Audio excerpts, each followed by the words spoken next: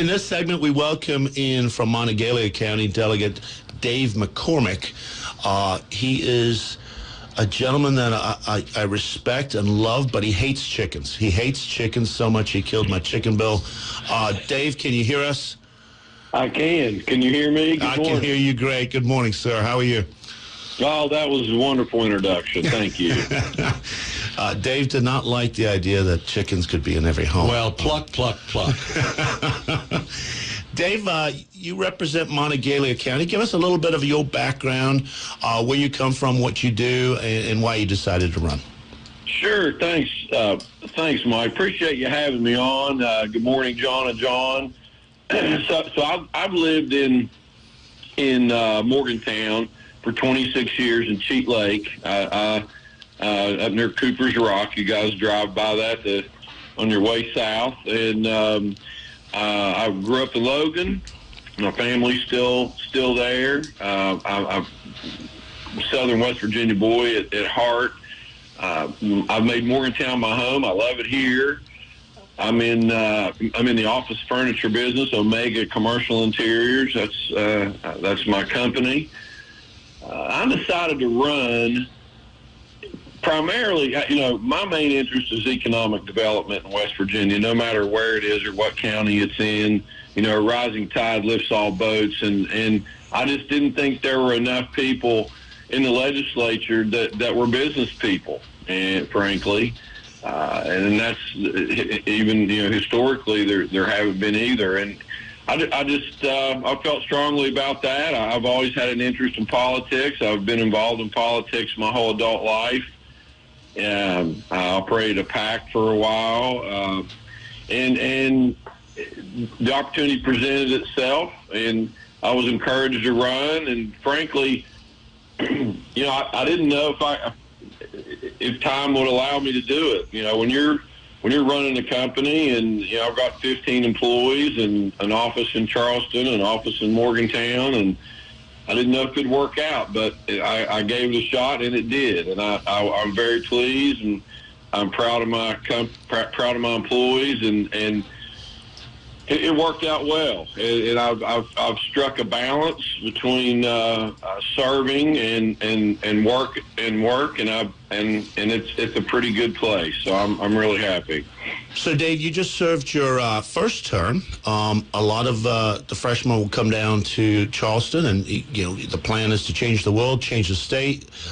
What did you get from the first session that you served, and did you have any big wins? I really just wanted to. You're right. Everybody thinks they're going to change the world, and there's a lot of things that are said and during the course of a campaign. But the reality is, when you're new at this or any other job, no matter what you're doing, the first thing you try to do is learn the process and learn how things are done and the protocol and that kind of, learn the people. So, I kind of broke it up into 3 trimesters, if you will. The first roughly 3 weeks, I really just kind of did that. And then I had a couple of issues that and I'll talk about that in a second, of bills that I introduced. And then, after you're there a couple months, you realize that, hey, it's a great group of people. Everybody doesn't agree on everything, obviously, and comes at issues from different angles. But I was pleased to see how civil really everything was, and you hear a lot of bad stories and things around, just not in West Virginia, around the country, in Congress or wherever, about the fighting. And there is some fighting and stuff that goes on, but everyone's very respectful of each other, and that was very. I was pleasantly surprised. As far as legislation goes, I introduced a bill, House Bill 2960. It was a snow removal bill. And I'm proud to say that I got it passed and signed into law. And on the surface, Oh, it sounds like it's just for Morgantown and Preston. I included Preston County in it. And what it does is a pilot program that can be used anywhere around the state. We have a real problem in District 4, North Central West Virginia, with hiring CDL licensed drivers to drive the snowplow trucks. Now, that sounds crazy, but it's a huge problem.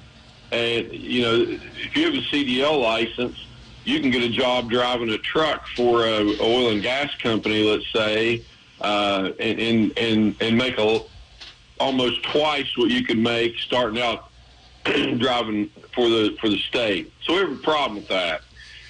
Hence, the snow doesn't get removed off the roads. And we get quite a bit of snow, particularly in my district, 82, more so than down in Morgantown. It's only 10 miles away. And Preston County gets tons of snow. So this pilot program would allow the DOH to, or require actually, the DOH to bid out snow removal. And over in your guys' neck of the woods and other places around the state, a few little pockets, you probably have the same problem with your highways department. And it's not their fault. It's just the pay scale. You can make a lot more money doing something else with a CDL license in your life, and it isn't working for the state driving a snowplow. So if this works out, Mike, and I think it's going to, we're going to see here this winter, it could be used over the model could be used there or anywhere else around the state. So we're just trying to fulfill one of the basic obligations, I feel like, of the highways department. John Doyle. Yeah, hi, David. Well, welcome to the show. And I would say that one of your big wins, of course, was beating Hornby's Chicken Bill. But when you said you were from Logan County originally. Yes, sir. When I was first elected to the legislature in 1982, in my first term, 82 to 84, I served with a delegate from Logan County named Bob McCormick. Is he any relation to you? He was my uncle. He was a wonderful person. Yeah, I got to be really good friends with him. So all of a sudden, even though I don't know a whole lot about you, yeah, you're a good person. I mean, because you're related to Bob McCormick. Hey, David, this is John Hardy here. Just a couple quick questions for you. First of all, I think me and you met briefly on the bus ride back from the governor's ball. I'm not sure if you remember. Yeah, so that was kind of an interesting, kind of got to talking and had that conversation on the way back to our prospective hotels. But just a few questions. It looks like, I feel like me and you mirror each other a lot. Small business owner, went to the legislature really wanting to work for economic development and believe that small business owners make really good legislators. We have some of the same problems with the snow removal over here. Luckily, we have not had a big snow lately. I think in our region, we have 42 slots in our DOH, and we have 13 employees, so we're struggling a bit. But my question for you is, as a new legislator, what was something that surprised you? Because I can tell you when I went down as a new legislator, I was shocked at how fractured the Republican Party was, and that was almost 8 years ago, and it's much more fractured now. So what is something that when you got there, you was like, wow, I wasn't expecting this? Well, it is still fractured, and that is a fact. It's I don't know what to make of that. That was surprise. You kind of answered my question for it. That was a surprise. And how cordial and helpful everyone was. Mike wouldn't say this, but I came over and visited. He leads our caucus, and I came over there to the station. He and I had never met. I do some business over there in that neck of the woods, so I was over there one day, and I thought, I want to go see this guy. And he welcomed me in his office there, and we spent, it wasn't a long time, 15 or 20 minutes talking, but it made me a lot more comfortable knowing that somebody that had some stripes down there, like Mike, was, very helpful. I found that helpful. He may probably thought nothing of it, but I hadn't forgotten about it. And there were a few other people too, and that was a pleasant surprise. I didn't realize that. I also was surprised how many people asked me if I was related to Bob McCormick. That was a long time ago. There's still some people around the Capitol that have fond memories of my uncle, and he was quite a guy, a very dynamic individual. He's the mayor of our town for 14 years and in the legislature for 12, and I miss him. He was a big part of me growing up, and I was a big fan of his. But those are a couple things. Another thing that surprised me was how, and this shouldn't have been a surprise, but when you're there, it just kind of is, how backloaded everything is. It's very slow at first. I remember the speaker asking me about a weekend, and he'll tell you this too. About a weekend, he pulled me aside and said, "So what do you think, David?" And I said, "Well, Mr. Speaker, honestly, I'm pretty bored right now." And he laughed and patted me on the back, and he's like, "Oh, just wait." And boy, wasn't he right? And that first week or so, when you're not, it's your first time, that's just the way things move, and then it just increasingly picks up towards the end of the session, obviously, and culminating with that last night. But that was kind of a surprise. Yeah, David, this is John Doyle again. With your permission, and cut me off if you want to, I would like to tell a story about your uncle. During the time that he and I were there, and we only served one term together with each other, he became nationally known. It was a national controversy over a question of campaign finance. It involved the passage of a bill, and he was accused of corruption. He ended up winning the case, and his case was picked up by a nationally syndicated columnist named James J. Kilpatrick. James Jackson Kilpatrick, everybody called him Jack. He was one of the half-dozen most respected conservative columnists in the country. And Jack Kilpatrick saw what was going on, was convinced that Bob McCormick was being railroaded, picked up his cause, ran several columns about it, and your uncle ended up, I think, being completely acquitted of any accusation of wrongdoing. Have I got that right? You do, and there aren't a lot of people that know that story, John. It actually, it's kind of a sad story because, but you're right. He was acquitted. Went all the way to the Supreme Court of the United States. It was a landmark case in our country for campaign finance. Mm-hmm. He fell on the sword for everybody on this phone call, and every politician in West Virginia in particular, henceforth, due to the fact, well, we don't want to get in too deep into the weeds about it, but it was, in fact, you're right, a campaign finance issue that he was indicted and tried and actually was found guilty of a couple of counts. Well, they appealed it to the Supreme Court of the United States, and it was overturned, and he was acquitted. Mm-hmm. It was quite national news. I was in college. I was a junior in college when this happened. It was on the front page of USA Today. So I'm sitting outside the mountain lair at WVU, and you pick up the DA and the Dominion Post and the Charleston Gazette. I was an avid newspaper reader at the time. The USA Today was just a big thing back then, just coming out, and it was in the paper every day, and it was quite a tough time for my family and me. We were a very political family, as you kind of pointed out, but he prevailed, and it paved the way for campaign finance reform in West Virginia as we know it today. So, Dave, what was the actual rule or outcome that it changed, or that we now do because of this case? It had to do with you can't take cash anymore. Okay. You used to be able to, and it increased the limits.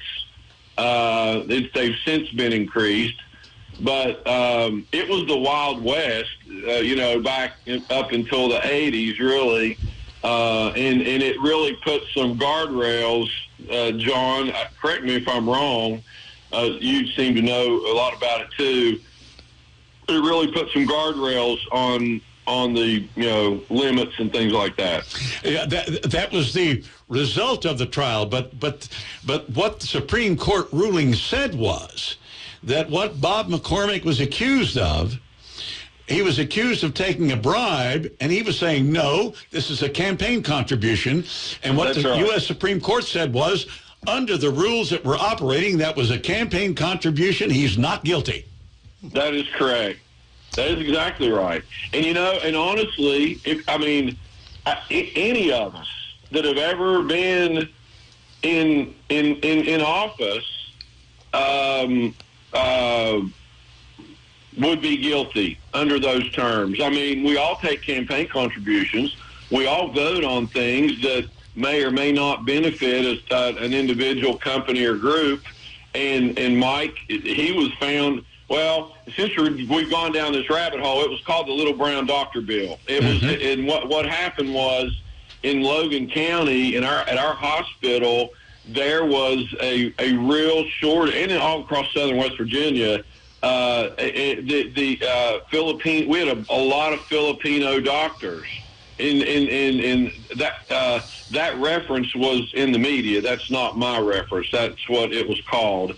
And times have changed, obviously. But anyway, we had a lot of Filipino doctors in Logan and around southern West Virginia that were in danger of losing their license. They were changing the way that these doctors go. And we were stood to lose like a dozen doctors from our hospital. And Logan General Hospital employed 500-600 people. It's a pretty big hospital. Anyway, and essentially they had a fundraiser for him. And, so for that he got indicted. And, so he championed legislation to be able to allow us and other smaller hospitals. This is way before there was WVU Medicine or Vandalia. Everybody was on their own. It was way before that. So we were on our own trying to recruit and keep doctors. And, that's what it was surrounding. And so he ended up winning and was vindicated, and we got to keep our doctors, and it was a real victory for that. So, John, I tell you, I'll shake your hand when I see you. I really. Well, I'm looking forward to it. Those were very good doctors, but many of them could not speak English very well. And this is what was getting them in problem, is filling out these paper forms to say that they knew what was going on. Everybody knew they knew what they were doing, but it was a language barrier. You're absolutely, yes. And listen, I served on the GovOrg committee with Bob McCormick when we worked that bill, and I worked with him on it. And yes, we called it the Little Brown Doctor's Bill. Hey, Dave, this is John Hardy. I think we have time here for maybe one more quick question. What is your plans for the upcoming legislative session? Are you working on legislation? Do you have bills that you're working through with agencies? Do you have legislation that you're working through with some of the staff downstairs that develops that stuff? And if so, could you tell us a little bit maybe about what you're working on? Well, the one thing I'd like to do, and this is in conjunction with the Chamber of Commerce, is every business pays.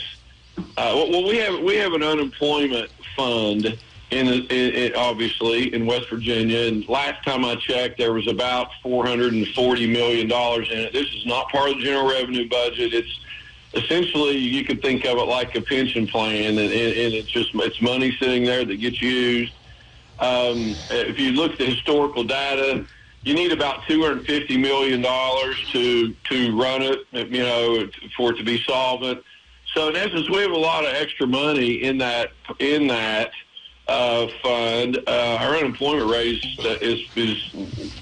has been consistently under 5% for a long time through multiple administrations. Anyway, me, Mike, you, whoever owns anybody that owns a business or is in business pays unemployment on the first $9,500 of unemployment or wages for your employees.